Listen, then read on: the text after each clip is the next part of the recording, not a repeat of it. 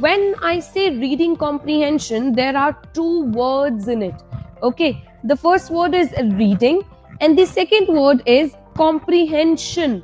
अब आपके पास जो टॉपिक है ना वो कहीं से भी आ सकता है. Okay, it can be from political science, आपके पास पैसेज हिस्ट्री से आ सकता है, हिस्टोरिकल इवेंट के बारे में बात की जा सकती है, फिलॉसफी से रिलेटेड कुछ भी आ सकता है कि क्या ये चीज सही है या गलत है. तो ये वोकैबुलरी की नॉलेज होना बहुत जरूरी है. You need to get a good hold on vocabulary. Good morning everyone. Right, so I think everyone has joined. Okay, so we are good to go, everyone. Give me a thumbs up. Okay, all right, everyone. See, in the last class we were talking about the English section, particularly in the CLAT. Okay, we talked about कि कहाँ से questions आते हैं, क्या portions important है, grammar cover करनी है, vocabulary cover करनी है. इसके बाद we also talked about some other things. And what were those other things? We discussed how should we prepare, right? What should be the strategy? Okay, how are you supposed to manage your time and go ahead with your preparation? Okay, today, do you have any doubts from the last class, anyone? Anything that you have not understood or anything?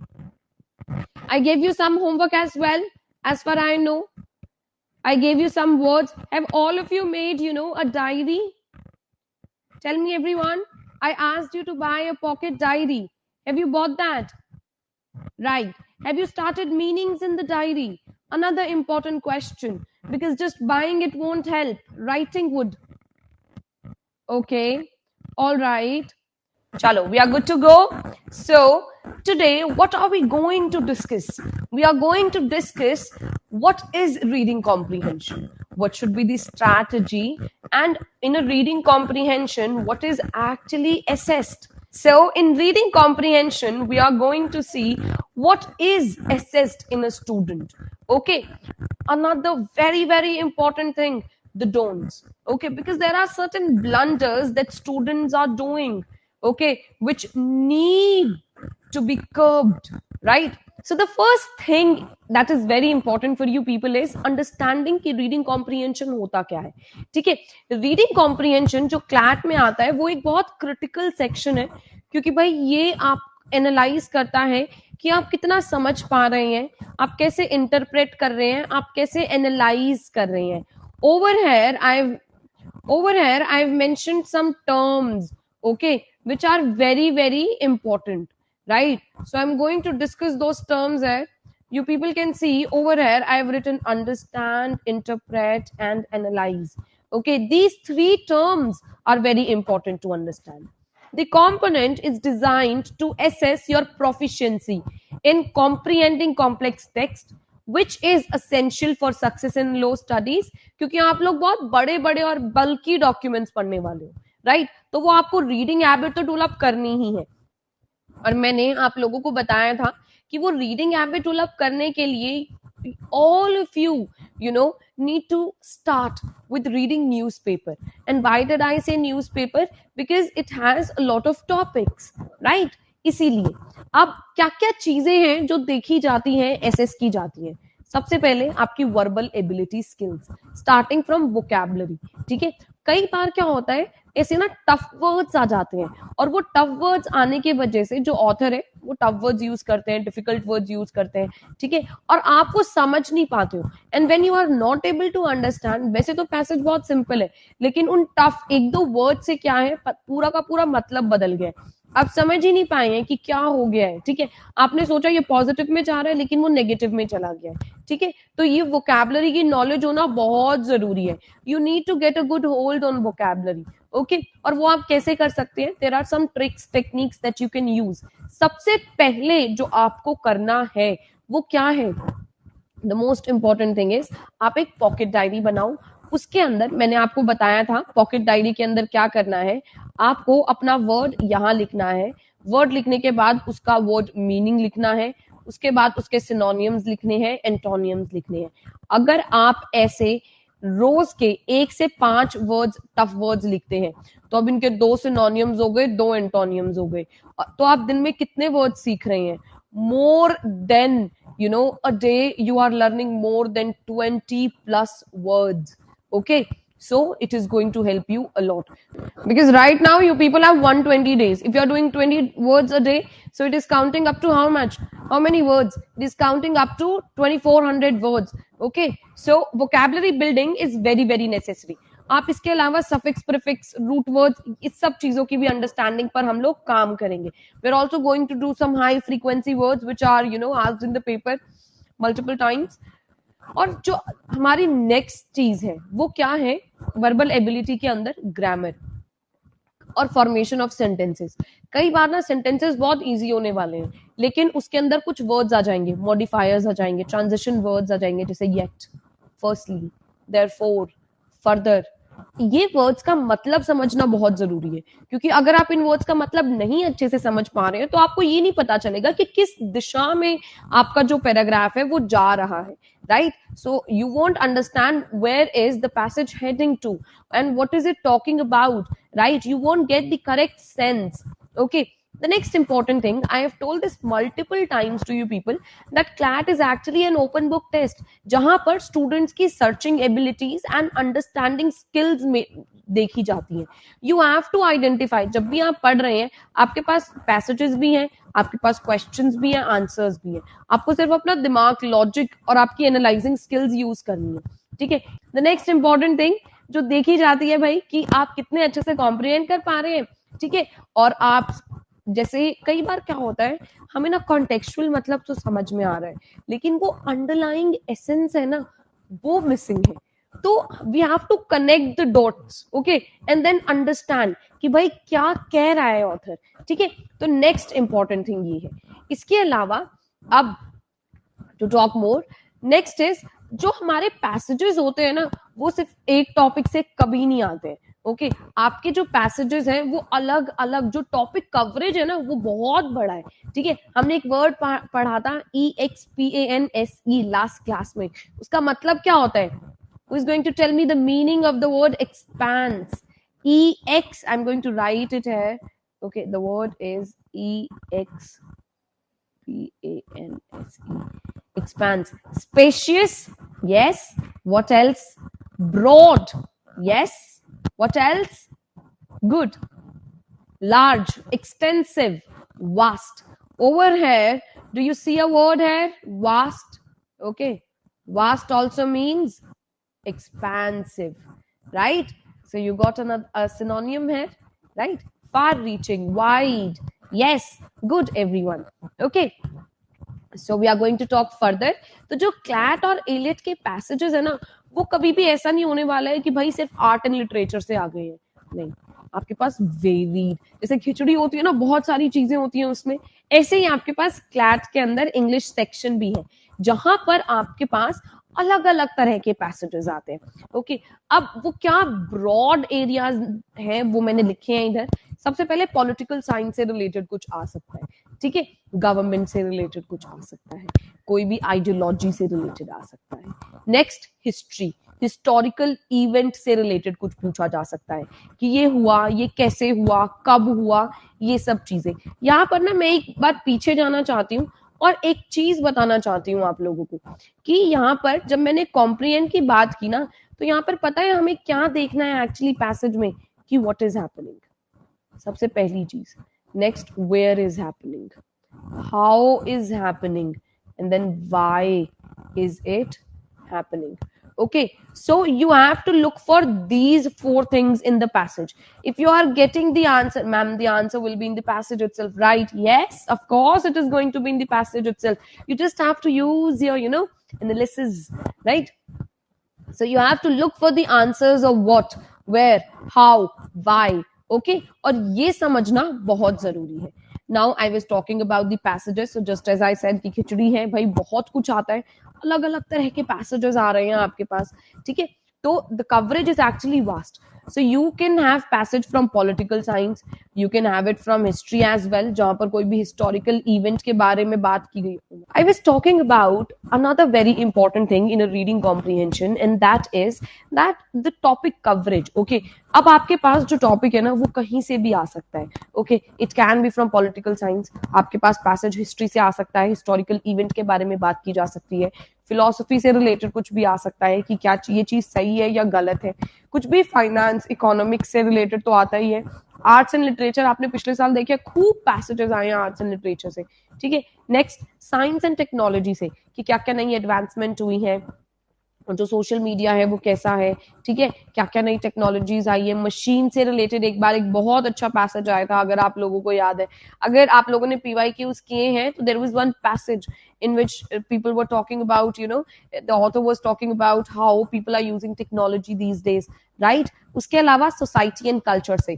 Okay, next mythology, जो भी हमारी पुरानी books हैं, पुराणास हैं, वेदास है, महाभारत है, रामायण है, उससे रिलेटेड कुछ भी आ सकता है. Next important thing is geopolitics and the international order, whatever that is happening right now. Okay, everyone, just a quick question to all of you. If you people are keeping an eye on the news, you know, on whatever that is happening, what happened yesterday? What is that one thing that happened yesterday which is going to change the international order? Tell me if you people know.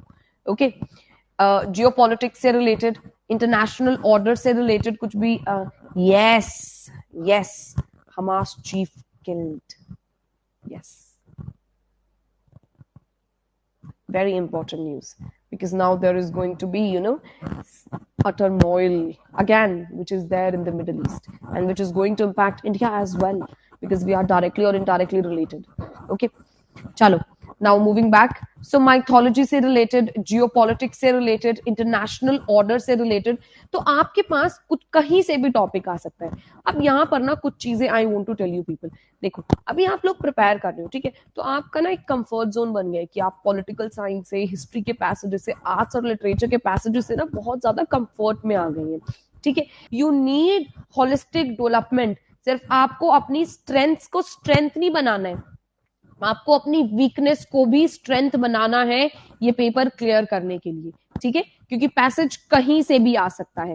और जब भी आप exam देखते हैं, exam hall में बैठे हैं, starting के जो 2 से 3 मिनट होते हैं, जब आप पेपर को स्कैन करते हो, तो जब आपको पता है where to find specific passages for practice, we are going to put it in the DPP as well, and I have also, you know, made the plan in a manner कि I'm going to cover all these sections. कि एक दिन political science के हम 4 passages करेंगे, एक दिन history के 4 passages करेंगे, एक दिन science and technology के 4 passages करेंगे. We are going to, you know, go ahead in this manner as well. और बाकी आपको DPP से भी मिल सकता है. अभी आपको political science, history, philosophy, economics, finance, arts, literature, science, environment, technology, society, culture, mythology, geopolitics, international order, ये सभी के सभी टॉपिक्स अच्छे से कवर करने हैं. अगर आपको कोई पैसेज ऐसा लगता है कि भाई वो ट्रिकी है या आपको कुछ चीज समझ में नहीं आ रही है, तो आप कोशिश करो कि आप उसको पढ़ो. ठीक है, उसको सॉल्व करो. अगर प्रॉब्लम होती है उसको एनालाइज करो, उस पर टाइम दो. ठीक है, मैंने आपको कल ये बताया है कि आपको कोई भी एक पैसेज कितनी देर में करना है, 5 से 6 मिनट में करना है. लेकिन अभी बच्चे ऐसे होंगे जो अभी 10 से 12 मिनट में एक पैसेज कर रहे हैं. ठीक है, तो अभी आपको 10 से 12 मिनट से 5 से 6 मिनट में जाना है. आपको लगेगा कि आपने 3 दिन प्रैक्टिस की. अब आप क्या कर रहे हो, आप लोगों ने टाइम टेबल बना लिया है, आप 4 से 5 पैसेजेस, 3 से 4 पैसेजेस रोज सॉल्व कर रहे हो. आज कर लिए, कल कर लिए. ठीक है, और फिर आपने सोचा चलो अब एक बार ना टाइमर लगा के देखते हैं. तो आपने देखा आपको एक पैसेज सॉल्व तो कर रहे हो, एक्यूरेसी तो आ रही है. ठीक है, नो डाउट, आप सॉल्व कर रहे हो, टाइम लगा रहे हो, एक्यूरेसी अच्छी आ रही है, आप कर पा रहे हो क्वेश्चन. जैसे आपने 4 पैसेजेस किए हैं, 4 के आपके पास 26 क्वेश्चन है, तो 26 में से आपके 20 या 22 क्वेश्चन ठीक हो रहे हैं, मान लिया आपकी ये बात.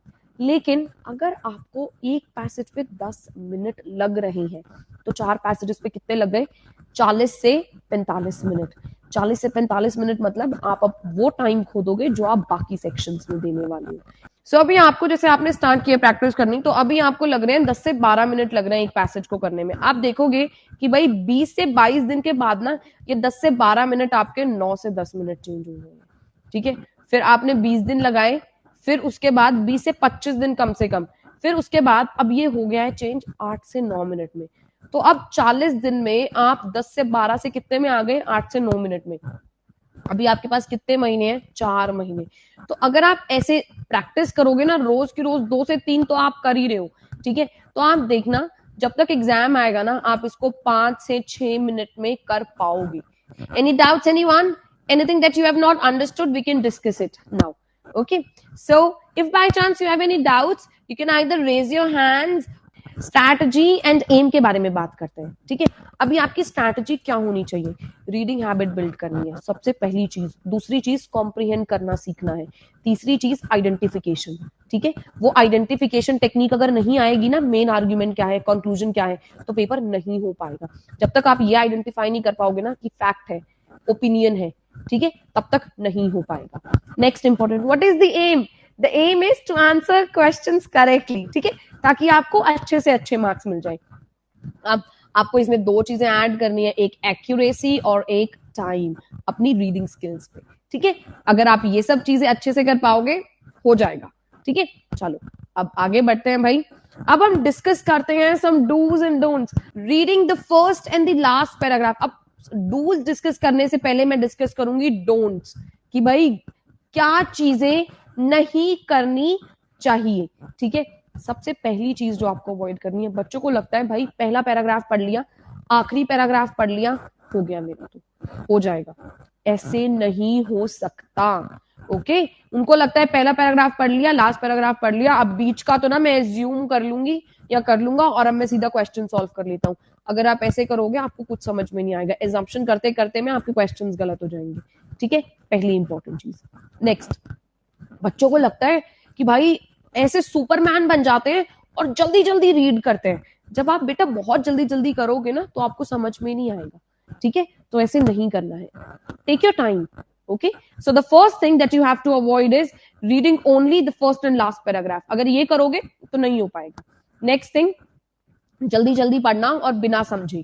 नेक्स्ट थिंग, अब मेरे आते हैं स्मार्ट धुरंधर बच्चे, ठीक है।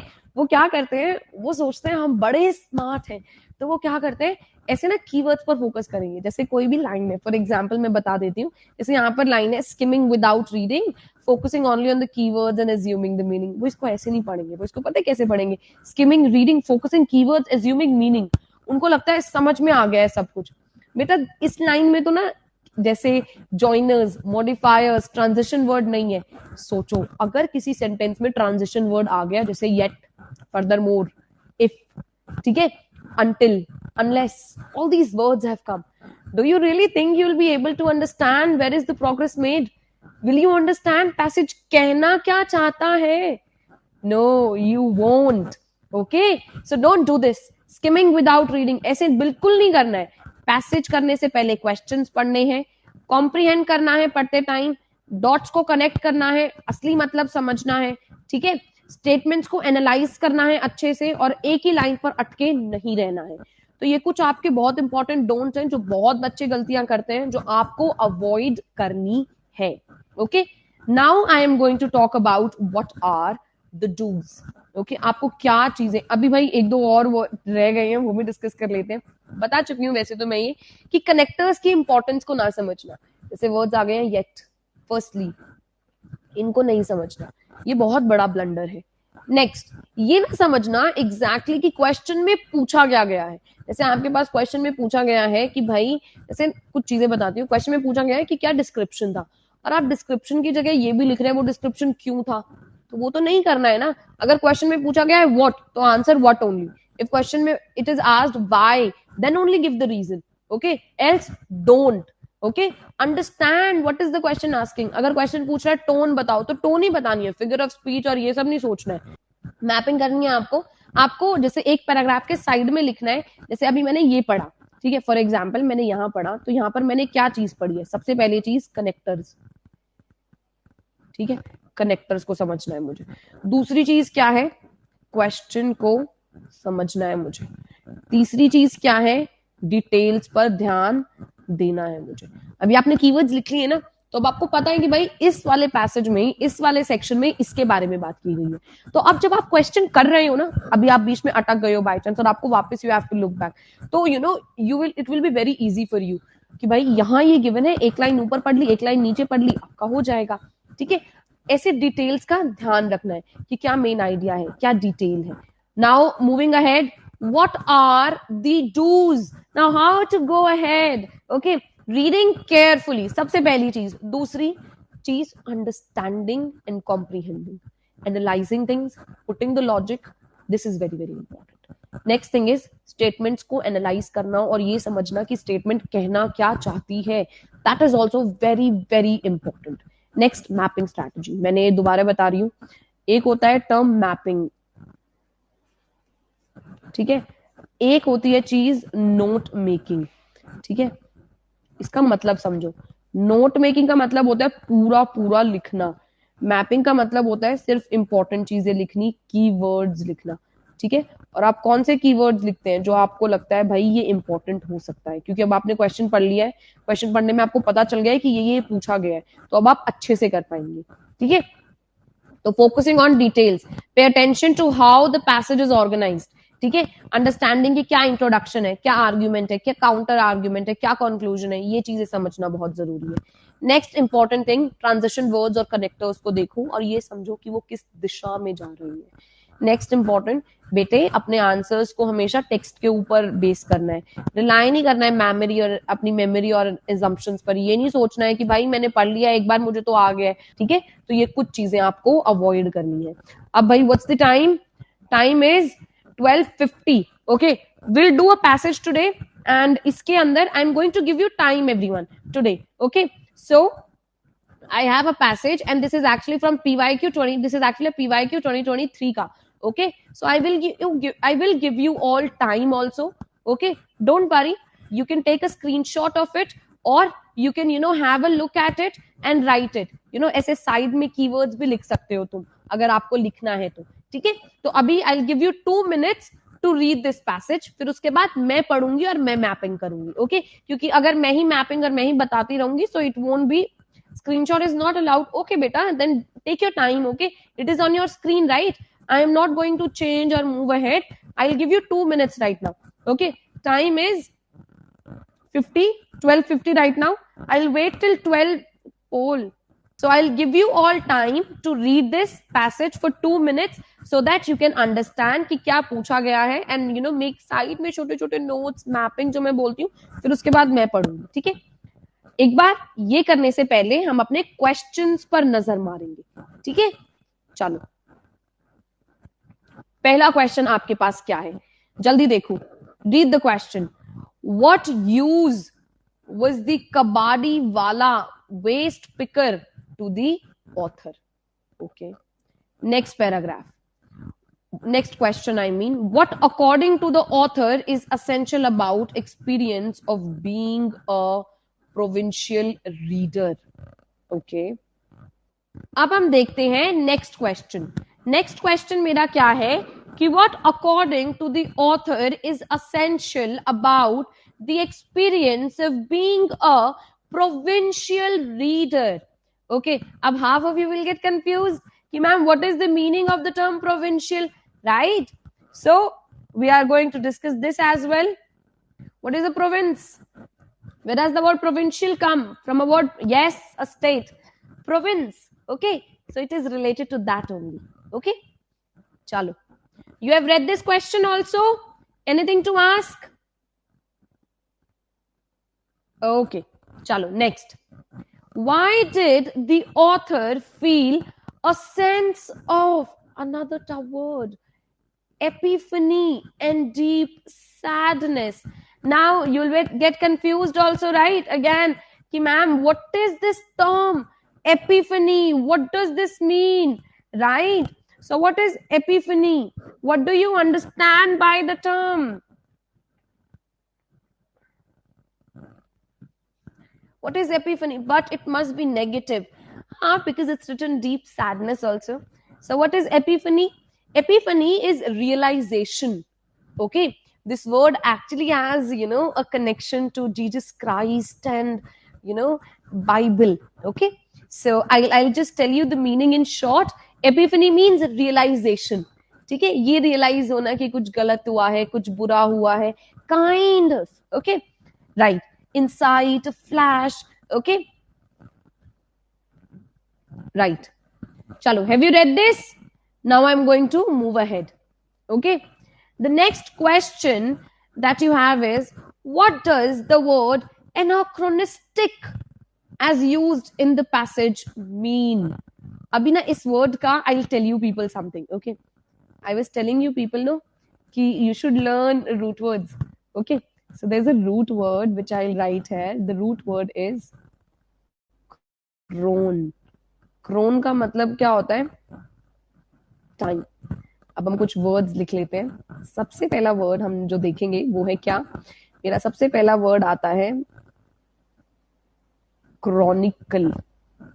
क्रोन टाइम इक्वल डॉक्यूमेंट, तो कोई भी historical record. Okay, next chronic. Chronic illness होती है लोगों को, right? Something that last for long time. ठीक है, जो लंबे समय तक चले. इसका ऑपोजिट क्या होता है? एक्यूट, जो छोटे टाइम तक हो, कम समय तक हो. चलो, next word chronology. Chron is what? Time. What is logy? Who is going to tell me the meaning of the word logy? Logy. What does the term logy mean? Study. Very good. Study of time. That is study of sequence of events. Right? That is chronology. अब आपके पास next word है asynchronous. Crown का मतलब क्या होता है? Crown का मतलब होता है टाइम. सिन का मतलब क्या होता है? सेम. ए का मतलब क्या होता है? अगर कहीं पर भी ए आ जाता है तो मतलब नेगेटिव हो जाता है ना. मतलब जैसे पैथी का मतलब फीलिंग, एपैथी मतलब नो फीलिंग, इनडिफरेंस. सो ए मतलब कंप्लीटली ऑपोजिट हो गया है. ठीक है, तो मतलब कोई भी चीज जो सेम टाइम पर नहीं हो रही हो, right? Things happening at different time, right? That is asynchronous. Next word that you have is anachronistic. अभी आपको पता है क्रोन इज टाइम, तो आप देख लेना यहां पर कहां टाइम से रिलेटेड है. ठीक है, आपको पता चल जाएगा. अभी देखो, आपने एक रूट वर्ड देखा क्रोन, आपने उससे कितने नए शब्द सीखे? 5. Chronicle, chronic, chronology, asynchronous and anachronistic, right? So this much, understanding of root word is also very very necessary. चलो, अब हम ना अपना पैसेज करेंगे. ठीक है, I am going to give you all some time. Okay, the time starts now. You people have 2 minutes to read this. Okay, chalo, start reading quickly.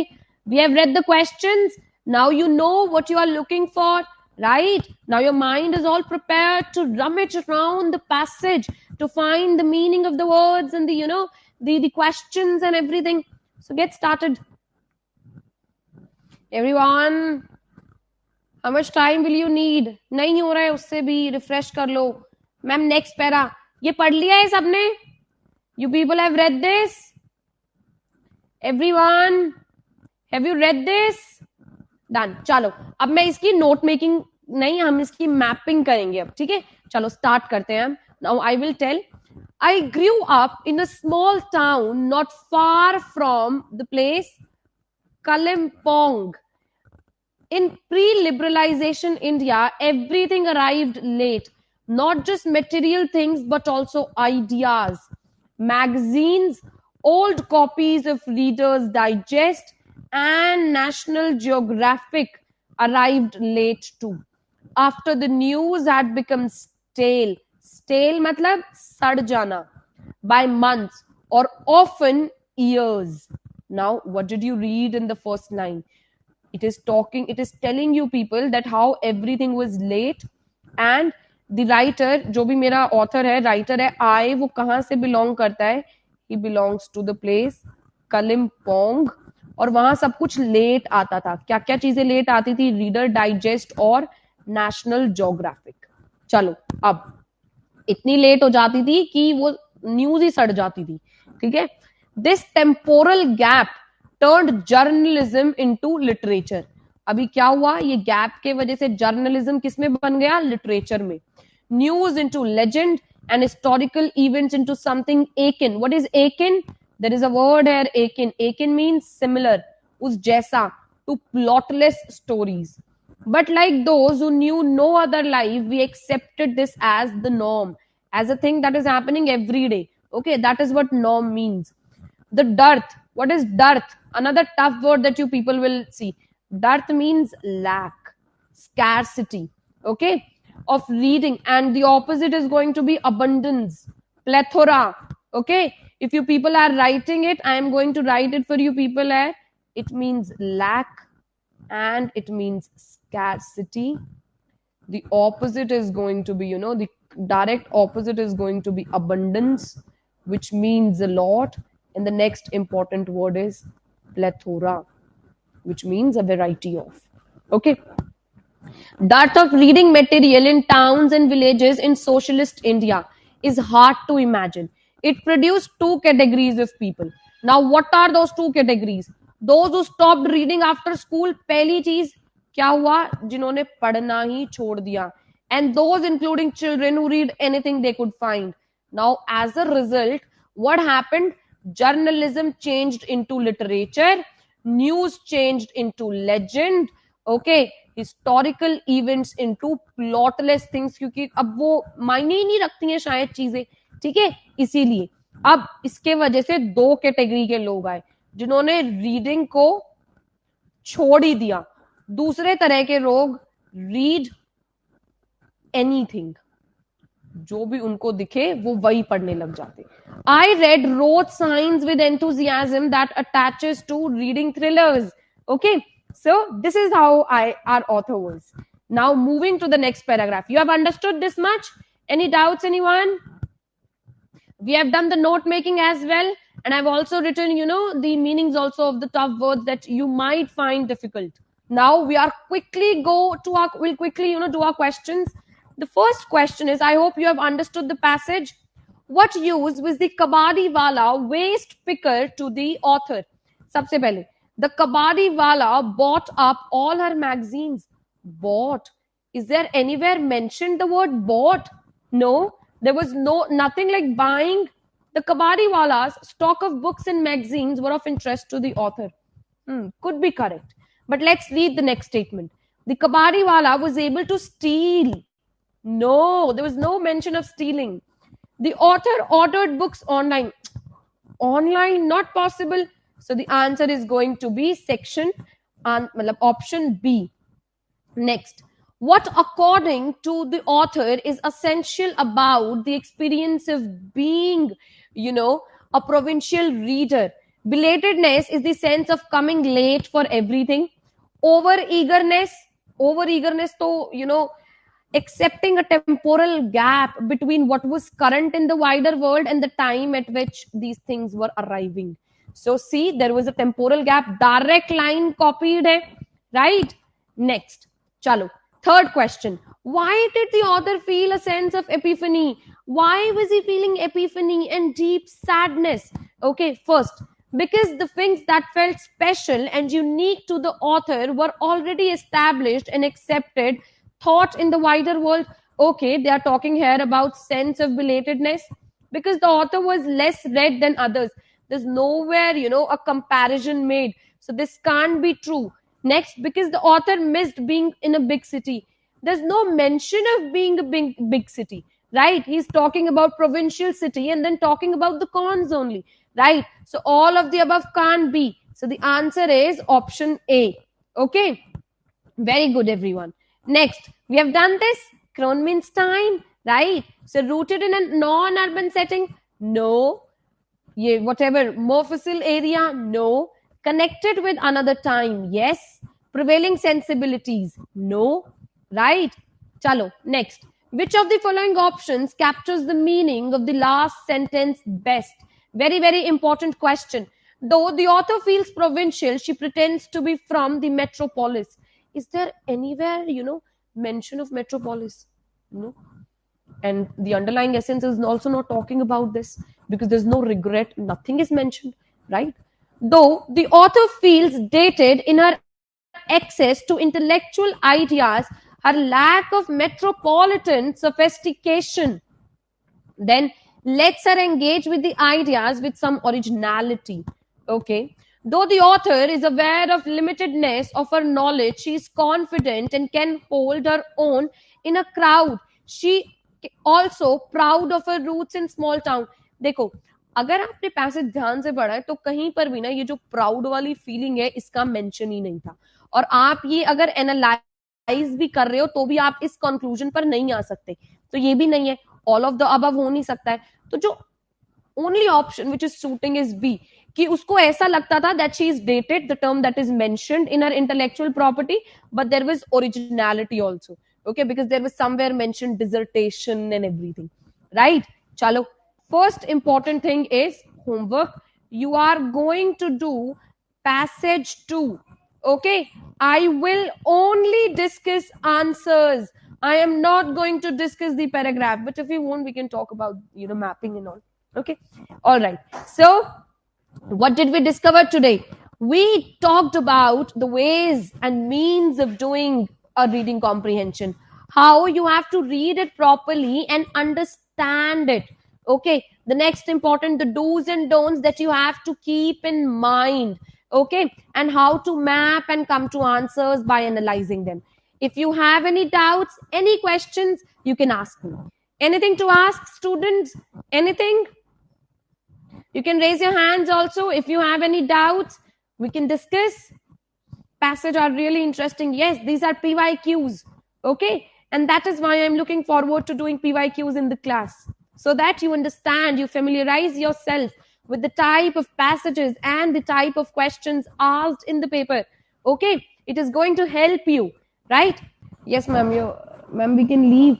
Yeah, all those who have no questions can leave. Only students who have questions, can stay, right? I will ask next time. No, you can ask it now. You can put it in the comments also. बेटा देखो, मैंने आपको vocabulary का बताया है. आप diary लो, diary के अंदर वर्ड लिखो, वर्ड के सिनोनियम्स एंटोनियम्स लिखो, उसको दिन में कम से कम 4 से 5 बार रिव्यू करो. ओके, और रिव्यू करो और उसको पढ़ो अच्छे से, ताकि आपकी मेमोरी में वो रहे. रात को सोने से पहले एक बार उसको जरूर पढ़ो. Okay, these are the few things which are going to help you in building your vocabulary, and use those words in your daily life as well. Okay, Amrit? बाकी अगर कोई ऐसे particular नहीं है तो you can ask about the doubt in the next session as well. Okay, so that would be all for today, everyone. You have to make sure that you are completing your homework on time. We'll see you soon. Bye bye, take care.